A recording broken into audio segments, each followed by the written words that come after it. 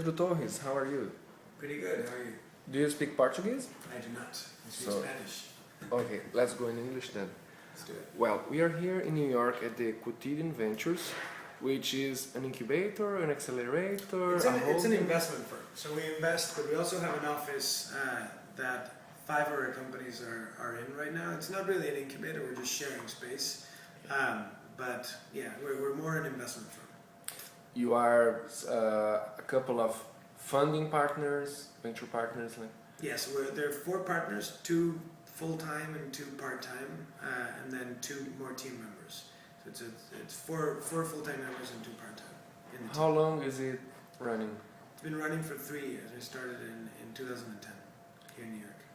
Okay, and do you come from previous entrepreneurial experiences? I was an angel investor before. That's sort of my track record. I angel invested before. I'm from Venezuela originally, so I angel invested in Venezuela. I angel invested in Miami after that, and then from angel investing, I wanted to sort of transition to making it more solid venture capital firm.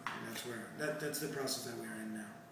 So why New York, not San Francisco or So I was Mountain View? in 2009. I was figuring out where to go, and Silicon Valley was the first choice.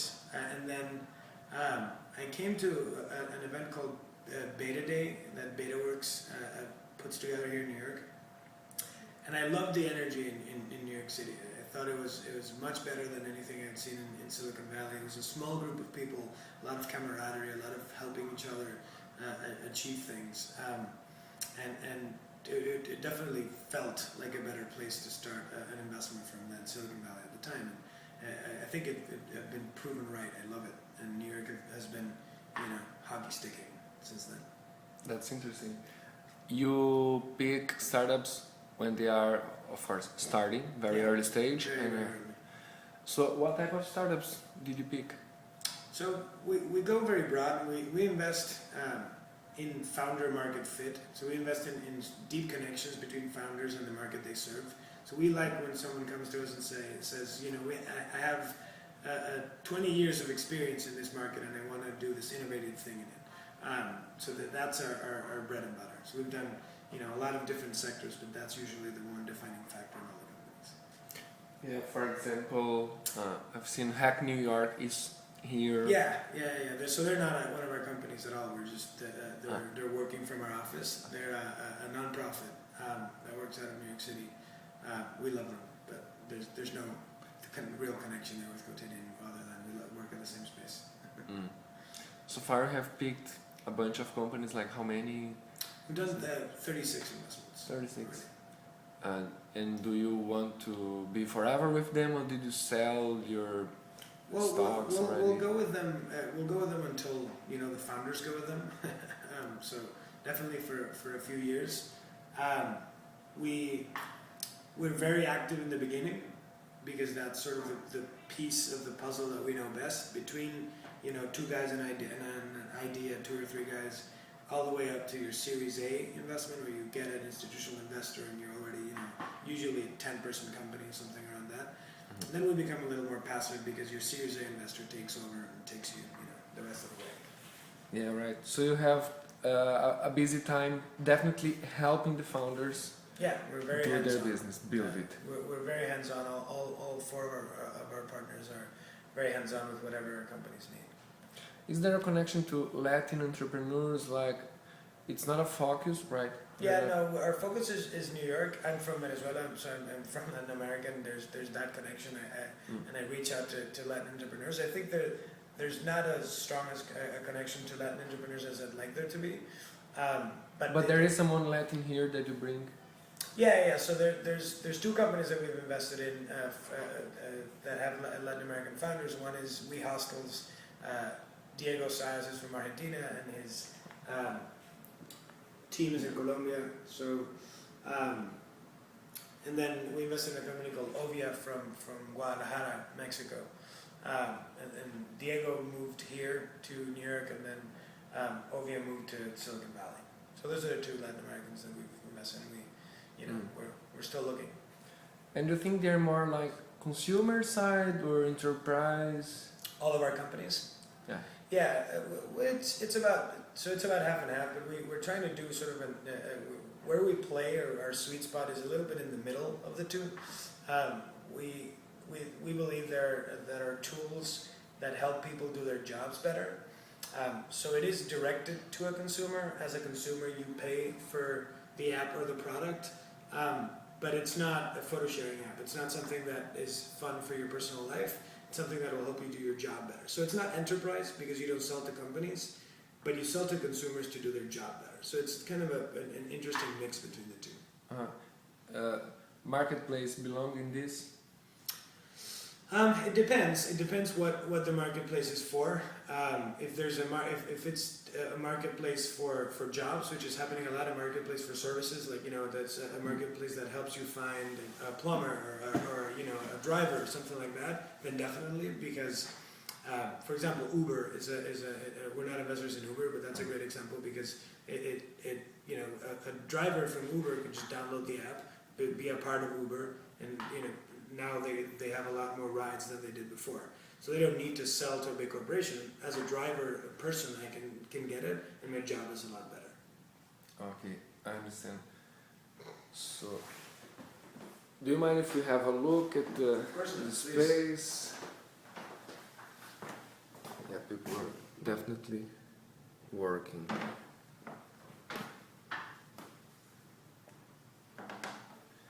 And the name Quotidian is related to the fact that you want businesses that matter on a daily basis. Yeah, it's we want businesses that help make users' lives better on a daily basis. That's why Quotidian Ventures.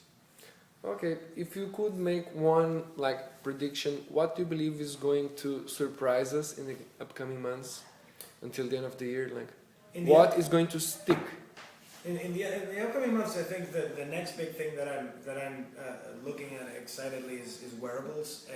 I think like Google Glass or new things that we wear on our wrist, that we wear on our clothes. I think that is the next big thing, and I think the surprising thing is going to be that people are going to adopt them a lot quicker than we think. Right now people think, well, computer in my glasses, a computer in my wrist is weird. In a few years, it's going to be normal. It's going to be like having a phone in your pocket. Well, great. Thank you, Pedro. Thank you very much. Jamie Raff, how are you? Doing well, thanks. How about you? Fine. I'm very curious about what happens here at this Quotidian Ventures space. Of course, there are many rooms with people working. Is it the companies that the fund invested or not necessarily? Yeah, both. We have about 7 companies in our office with us. All of them except for 2 are companies we've invested in. But, we aren't only renting to companies that we've invested in. The goal is for us to work with more companies in the community and be a part of the community more than just offering space to the portfolio. Yeah, right. The teams that are here, the full team is here, or they have also team somewhere else? Yeah, these teams that are in our office are the full team. We do have a couple companies that are not fully distributed, but one of our companies is We Hostels, and we've had part of their team down in South America since the very beginning. That's interesting. And it works 24/7, everybody comes in anytime? Yeah, people come in and work. They come and go as they please. They all have their own keys. They can bike to work and bring their bikes up, and everyone kind of works on their own schedules. So in a way, it's very similar to the trends that people talk about in San Francisco, in the Valley, that you can be very informal. It's a very informal office, as I'm sure you saw. Though very fashionable. That's actually, the art is from one of our companies, Article. They do art rentals from a lot of emerging artists, and so they curated all the art in our office for us. Oh, that's interesting. Yeah. I see more pictures and frames. So there are 40 companies in the portfolio, and you've been doing this for more than 3 years. Yeah. Do you remember one of the first companies that joined? One of the first investments, let's see, who was really early? We invested in Field Loans probably first almost 2 years ago. What do they do? They- What were they doing, and did it change when they came with you guys? I mean, they kind of, the vision stayed the same. They wanted to build applications, mobile applications for the construction industry. And it was a team that had worked in construction in New York for a long time, and they saw a lot of communication issues and mistakes that were very costly mistakes that were coming out of that. And so they felt that they could, help close that gap. It's like to manage the milestones of a building, for example. Yeah, it's like project management. Project management. But across multiple teams, so it'll be the general contractor uses it, the plumbing team would use it, pretty much everyone that's involved, all the stakeholders in the project, are using the same app to communicate, and they can share things in real time and delegate to people. So they're actually one of the only companies that I know of that started Android first because of the industry that they're in, Wow. which is pretty interesting. And they're doing fine?